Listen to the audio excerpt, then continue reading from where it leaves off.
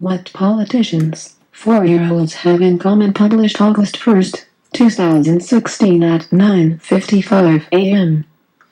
When I hear a politician whine about being dragged by the media, I think of one of my kids at age 4, denying that they snuck a cookie even though their lips are smeared with chocolate. Deflecting blame and refuting responsibility are not traits peculiar to preschoolers and elected officials, of course. But the two groups tend to be among the more consistent practitioner of this ritual, which is occasionally charming when a child is involved but is merely pathetic when appealing comes from an adult. Just recently, Portland Mayor Charlie Hales, with figurative crumbs clinging to his cheeks, tried to land a jab on journalism's chin when he announced that the city's police chief, Larry ODea, was retiring. Odea's transgression was not what you could reasonably call minor. He shot his friend. The shooting, by all accounts, was an accident, and the wound from the .22 caliber rifle bullet was not life-threatening. But you needn't be a keen political observer to know that when the police chief of a major American city shoots somebody, regardless of the circumstances, it's a legitimate news story. Except the story wasn't just about Odea shooting his friend while they were hunting ground squirrels in Harney County. Odea told Hales about the shooting 4 days after it happened.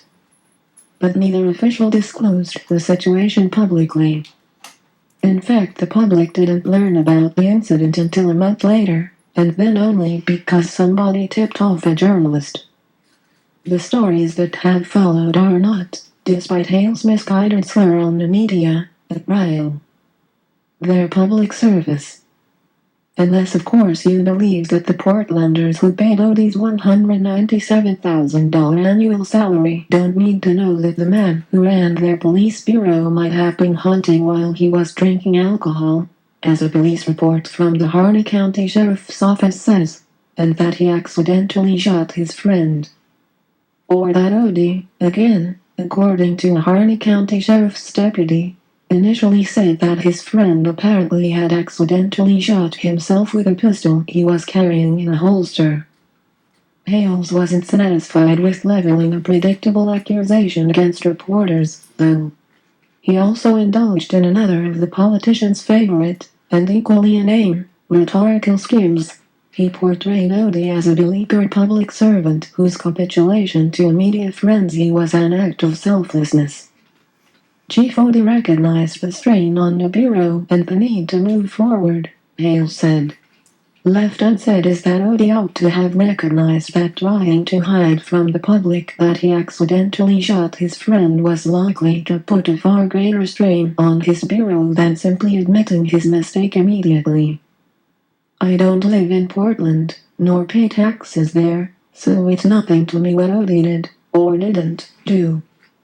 But the episode suggests to me that both he and Hales believed they might be able to keep secret an event that happened in one of the more remote parts of Oregon, about 100 miles from the nearest incorporated town, Burns.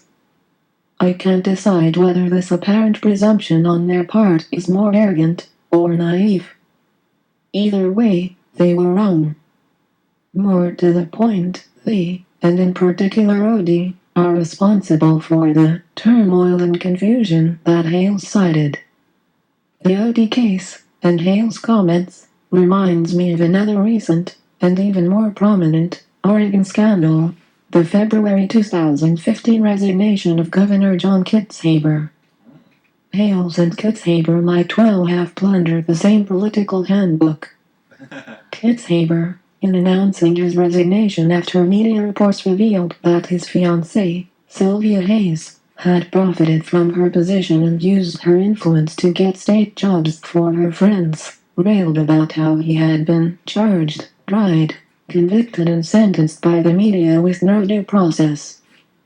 The commonality in both cases is that despite Hales and Kitzhaber's whimperings, neither offered a scintilla of proof that the media had gotten anything wrong. Which is to say, to revisit my cookie analogy, neither could explain away the chocolate on their lips. Instead, They implied that the public didn't need to know what ODea and kitzhaber had done. My 4-year-olds, I'm sure, felt the same about their eating the cookies. Trouble is, if you give 4-year-olds unlimited access to cookies, it's all but inevitable that you'll end up in the bathroom. If you're lucky and the kid gets there in time. When public officials slink around, their constituents end up with a collective stomachache.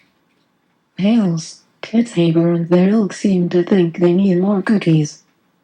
I say we need the media. Think of it as published Pepto-Bismol. Jason Jacoby is editor of the Baker City Herald. 146383227.